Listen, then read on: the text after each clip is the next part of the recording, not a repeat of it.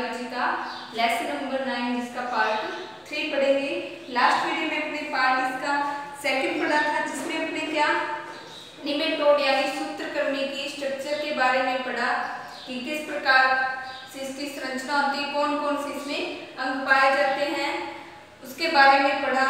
और इसके अलावा अपने सूत्रकृमि है इसका पौधों पर क्या क्या प्रभाव होता है इसके बारे में पढ़ा।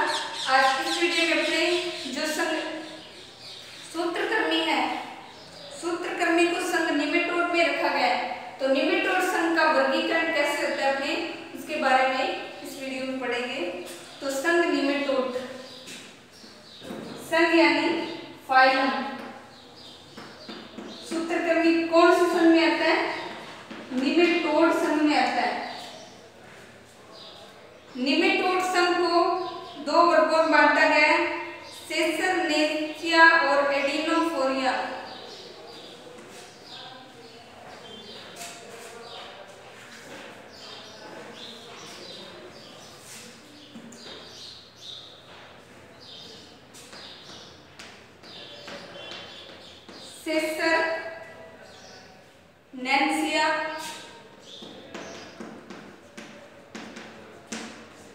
सेसरनेसिया और एडिनोफोरिया।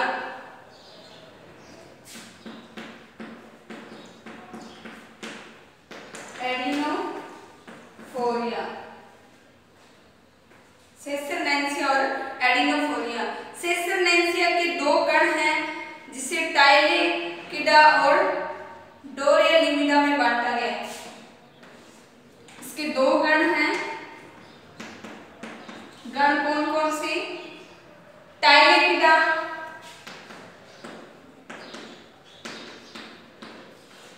और दूसरा गण कौन सा है? डोरेलिमिडा।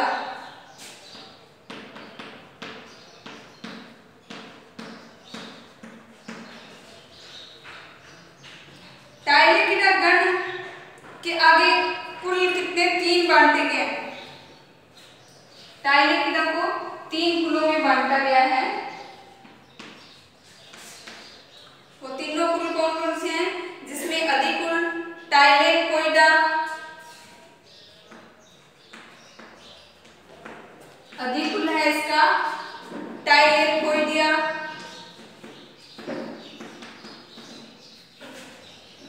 टाइलेकोइडिया। दूसरा अधिकुल कौन सा है? हेटेरोडेरोडिया, हेटेरोडेरोडिया। फिर एक क्रिकोनिमोडिया,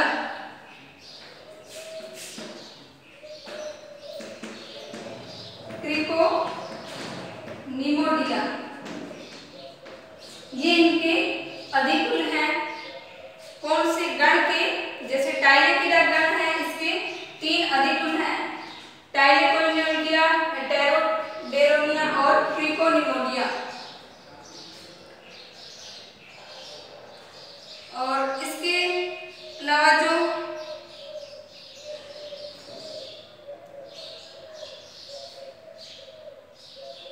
इनके आगे और वर्ग कुल दे रखे हैं, फिर वंश दे रखे हैं। तो जो सूत्रकृमि है, सूत्रकृमि है वो इसी निमेटोडा संघ के जो सेसरनेसिया कुल है, इनमें इनकी अलग अलग जातियां और इनकी प्रजातियां पाई जाती हैं। वंश और जाति के आधार पर इनके बहुत सारे आगे प्रकार होते हैं।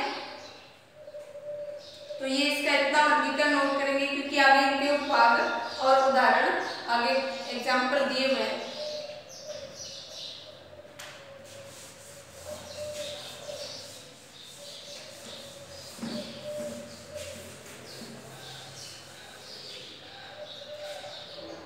इसमें जो अधिकुल टाइलेकोइडिया है, इसको 4 कुलों में बांटा गया है।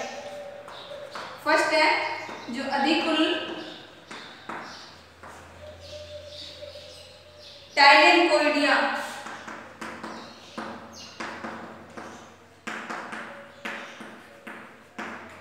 अधिकुल टाइलेकोइडिया को आगे 4 कुल में बांटा गया है।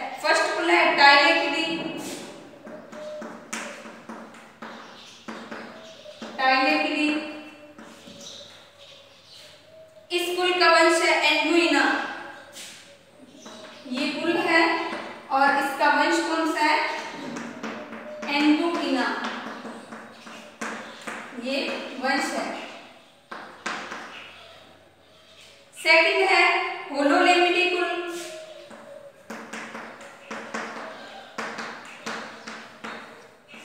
ये कुल है और इसका वंश कौन सा है?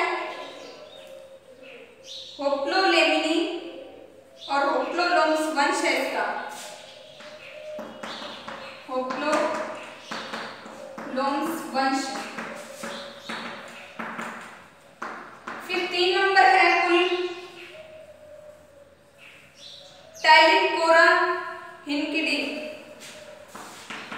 टाइलिनकोराइना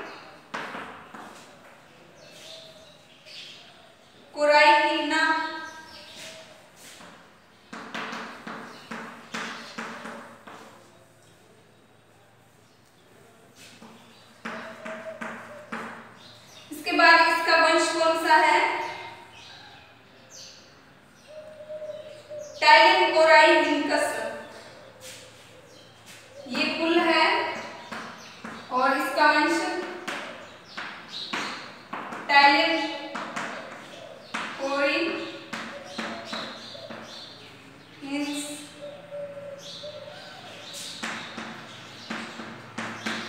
ये इसका वंश है। फिर इसके बाद 4 नंबर कुल है प्रोटीलेंकिडी।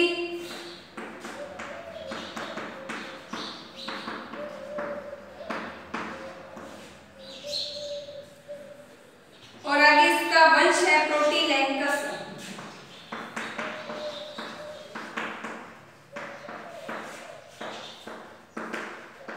इसका वंश है।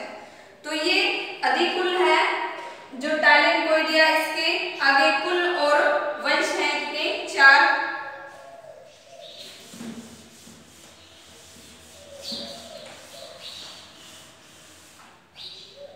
फिर दूसरा अधिकुल है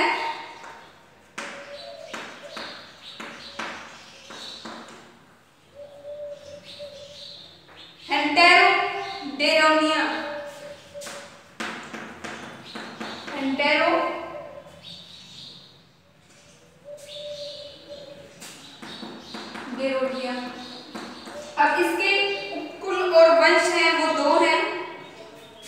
फर्स्ट कुल कौन सा है? हेटेरोडेरिडी। हेटेरोडेरिडी इसका कुल है और इसका वंश है हेंटेरोडेरा। हेंटेरोडेरा वंश है इसका। फिर सेकंड इसका कुल कौन सा है? मिलोइडोगाइनिडी। मिलोइडोगाइनिडी इसका वंश कौन सा है? मिलोइडोगाइन वंश है, मिलोइडोगाइन।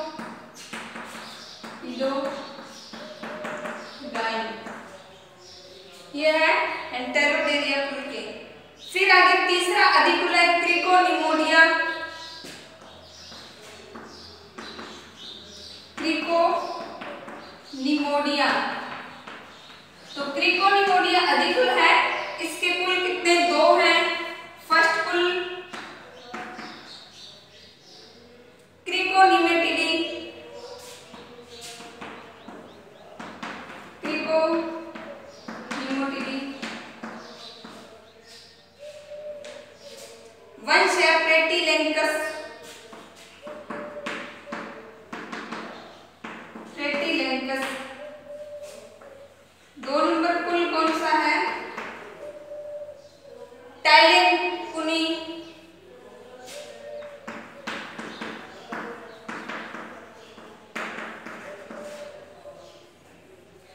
वंश है टाइलिनकल्स।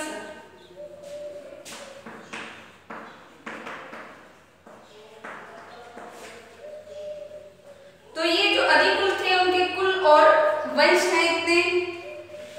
ये सूत्रकर्मी का वर्गीकरण है।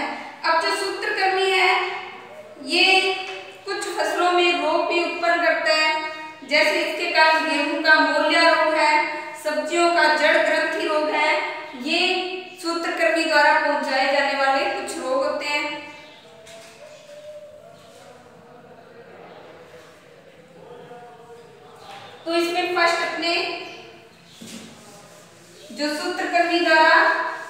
में रोग पहुंचाया जाता है। गेहूं का मोलिया रोग, गेहूं का मोलिया रोग।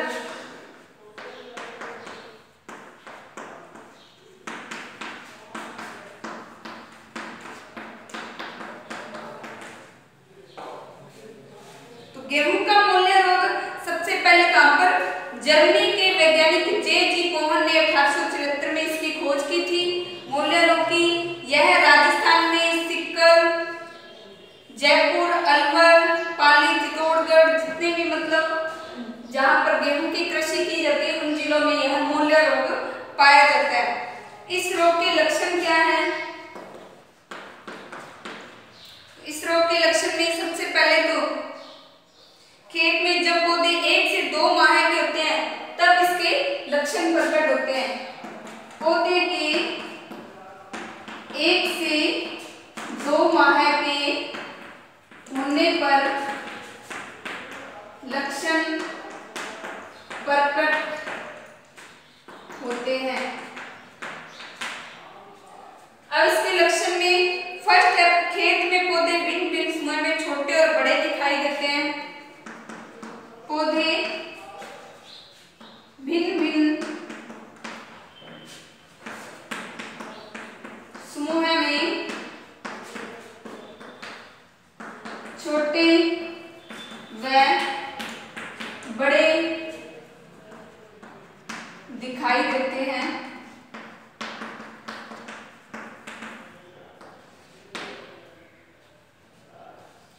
पौधे बोले और पीले दिखाई देते हैं। ये 1 से 2 फीट अधिक ऊंचे नहीं होते। पौधे बोने और पीले दिखाई देते हैं। बोने में पीले दिखाई देते हैं।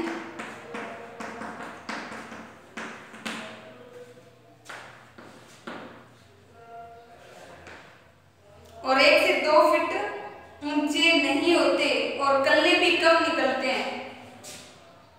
पौधे 1 से 2 फीट से ऊंचे नहीं होते व पौधों में कल्ले भी कम निकलते हैं।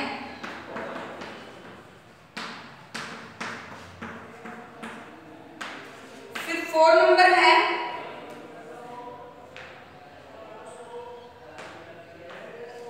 रोगग्रस्त पौधे की जड़ें पतली क्षीण में गुच्छेदार हो जाती हैं। रोगग्रस्त पौधे की जड़ें पतली क्षीण व गुच्छेदार हो जाती हैं।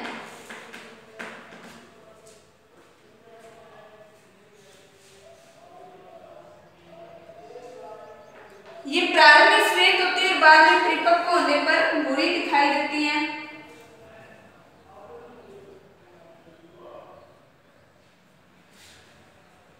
प्रारंभ में जड़ों में श्वेत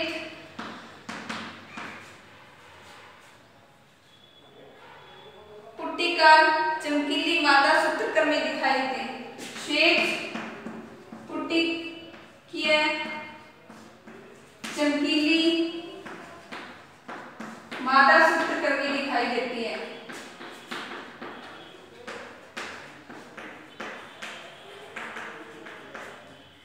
सूत्रक्रम में दिखाई देती है जो बाद में भूरे रंग की हो जाती है।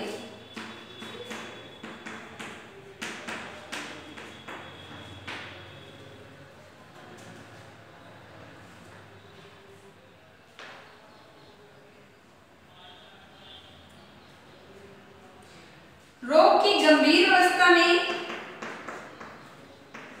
रोग की गंभीर अवस्था में